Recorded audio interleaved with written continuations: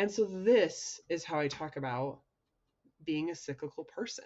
Instead of like, I Mm. love my period. It is my favorite when I bleed all over the place. It is not messy or inconvenient at all.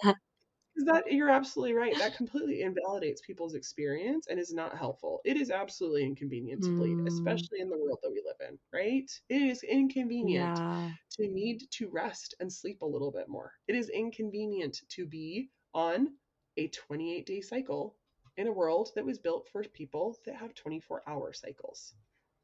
Yeah. So Yeah. when you start to like acknowledge that, when you nudge your life over to living on that type of cycle instead of holding yourself to this weird expectation of being a man with a male hormone cycle, it just feels so good. Totally. I think like, and that's kind of my approach with everything that I try to kind of get people to see a different perspective of around sex, around orgasm, around what we expect of our bodies.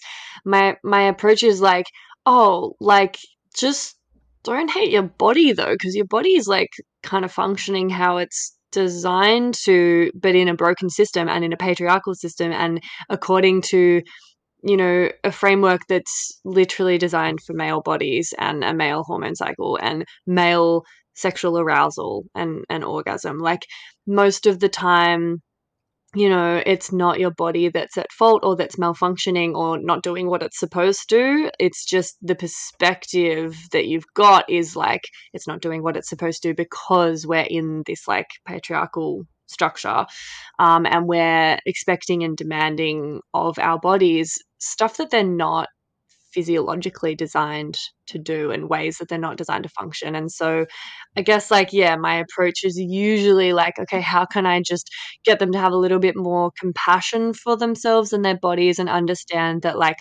it's not you against your body and like how dare your body be so inconvenient and messy and painful. It's like it is, that only feels inconvenient and messy and potentially like also painful. Like the PMS and these sorts of symptoms often are a result of trying to force yourself and your female body and hormones, into a male. It's like Mhm. triangle into a fucking circle. You're just trying to fit the peg in the wrong hole. And then you're feeling like there's something wrong with you and like you're broken. And then you get mad at your body and you resent it and you resent being a woman because of it.